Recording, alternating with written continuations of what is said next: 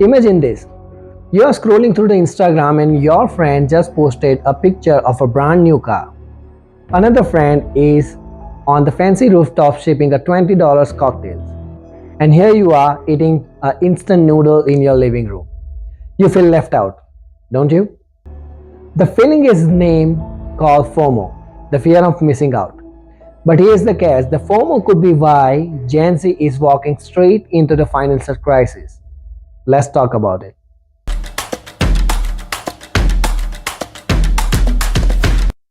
Chapter 1. Who is Gen Z and how are the different from the millennials?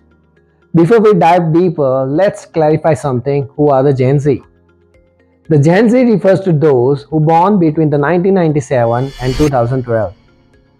They are the first generations who grew up in the world dominated by the smartphones, social medias and the internet. They are the tech-savvy, entrepreneurial and the value of authenticity. Now let's compare them with the millennials. They are the born between the 1981 and the 1996. While millennials witnessed the rise of the technology, Gen Z was born into it. The millennials remember the time before the smartphones, but for the Gen Zs, online life is their default. Here's the key difference. The millennials were all about the experiences, traveling, dining out, and building the memories. While Gen Z, on the other hand, it obsessed with the validation. How they are validations? They don't just want the experience life, they want to show it off online. And that needs for the validations often leads to a financial recklessness. Chapter 2. The big problem, the FOMO and the financial struggles. Gen Z is facing a unique problem that no other generation experiences in quite the same way. Thanks to social media, they are constantly bombarded with a curated lifestyle that screams success and luxury. The pressure to keep up in the immense, and this is the leading to reckless the financial decision. Take this statistic, more than the 50% of Gen Z has made a purchase they couldn't afford just to fit in.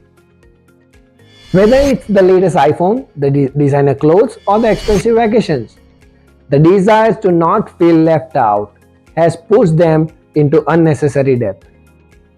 Chapter 3. Root cause. How the companies exploit FOMO. FOMO is not just a feeling, it's a carefully engineered trap. The companies understand how to use FOMO to manipulate the young people into spending money. Let's explore how they are doing it.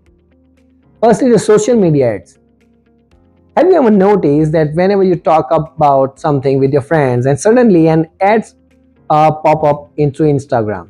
The companies use the algorithm to target you with the product they will know you will want, creating a false sense of emergency.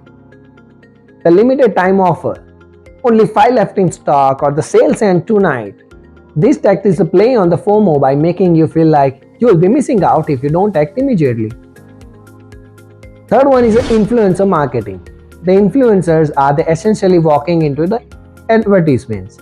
When they are post pictures, they're wearing a certain brands of using specific product. They are just not just sharing the life, they are certainly telling you to buy it. Fourth one, subscription culture. The services like a Netflix, Spotify and even a meals kits make a spending feels the painless with the monthly payments. But when you add up all the subscription, you will left wondering, where is your paycheck? Fifth one is buy now, pay later. The platforms like Afterpay and the Klarna let you know to buy something expensive in a small installment. It feels affordable, but what happens when you are juggling payments for the 5 different items? It's a debt disguised as a convenience. For example, let's take a streaming service. They don't just offer the content, they strategically release the episodes weekly to keep your subscribed longer. Meanwhile, the gaming companies sell skins and in-game purchases, not because they are enhances the gameplay, but because they make you feel left out if you don't have them. The big picture is, these companies aren't just selling the products, they are selling your feelings. They know young people crave belonging and the validations, so they exploit them desire to keep their profit soaring. Chapter 4. The wise Gen Z won't have enough money for their future. The debt is filling up early. The student loans, credit card debt, and the buy now pay later schemes are eating into their savings before they are begun earning properly. No long-term planning. A majority of Gen Z isn't investing. They are not thinking about the retirement because it feels too far away. But guess what? Every year you delay the investing, you lose out of your exponential growth. The inflation and the rising cost. The cost of living keeps going up, but the salaries aren't keeping the pace.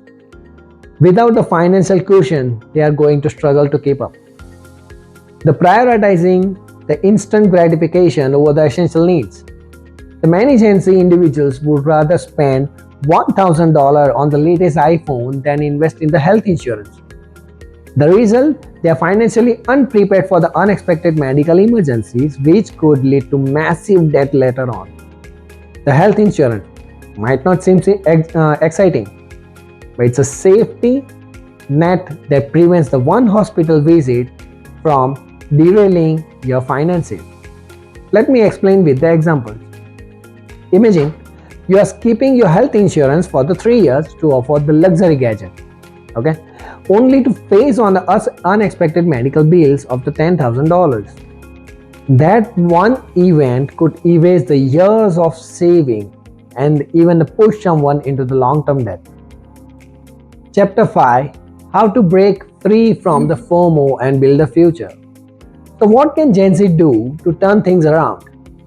Pause before you purchase. Before buying something, ask yourself, do I actually need this? Or am I buying it because everyone else has it? Invest early. Even if you can only put away the $50 a month, start investing. Compounding will turn into the small amount into a big safety net over the time. Unfollow the toxic account. The social media is a big FOMO driver. Unfollow account that makes you feel like you are not enough. Focus on the creators who inspire, that educate, not just flaunt. Build a budget. Use apps or the old school spreadsheet, but track your spending. Knowing where your money is going, the first step is to taking the control of it. Celebrate the small wins. Saving $10 may not seem exciting, but over the time it adds up. Reward yourself for building the habits, not for keeping up appearances. Chapter 6. Real life success stories of a Gen Z individual who broke free from the FOMO. Breaking free from FOMO isn't easy in today's world, but there are Gen Z's individuals who have done it and created the inspiring success stories. Let me take you an example. The power of saying no to the trends. Let's meet Sarah. She's a 24-year-old from the Chicago who is constantly decided to step away from the constant needs to own the latest gadgets. Instead of spending the $1,200 on the latest iPhone, she bought a reliable second-hand iPhone for the $400 and invest the remaining amount, that is $800, in the ETF. What is ETF? Exchange Traded Fund. Over the 2 years, her invest grew up 18%. She now has a solid start toward her financial independence and no regrets about the missing out on the latest trend. Focusing on a long-term goals over the short-term pleasure. Jaden, a 20-year-old software engineer, noticed how his peers would spend their entire paycheck on the expensive vacations and the designer clothes. Inspired by the idea of the financial independence, he chose a different path. Jaden started saving 20% of his income and put in the high-yield saving account. He also began to contribute his 401k. Soon he started working. By the time his friends were paying off the credit card debt, the Jaden had already saved $15,000 and he was planning to buy his first home. Leveraging the social media to spread awareness. Rachel, a 23-year-old content creator from the San Francisco, used her platform to share her journey of saying no to FOMO. She challenged herself to not to buy non-essential item for the year and documented the process. Her journey went viral, inspiring the thousands of her followers to rethink their spending habits. Today, Rachel has built an emergency fund, paid off her whole student loan, and even started her own small business. Building a side hustle instead of splurging. Instead of spending the weekends at expensive brunches and the parties, Priya, a 25 years old from the Austin, started a graphic design side hustle. In her first year, she earned $12,000 on top of her full-time income. She invested its money into diversified portfolio, and now her side hustle earnings are helping her funds to graduate educations without taking any debt. So here's the truth. You don't need to impress anyone but yourself. Life is a marathon, not a sprint. The parties, the gadgets, and the luxury vacations, they all fade. What won't fade? In the peace of mind that comes with the financial freedom. So Gen Z, ask yourself, do you want to keep this chasing likes and trends? Or do you want to start building a future where you don't have to worry about the money? The choice is yours.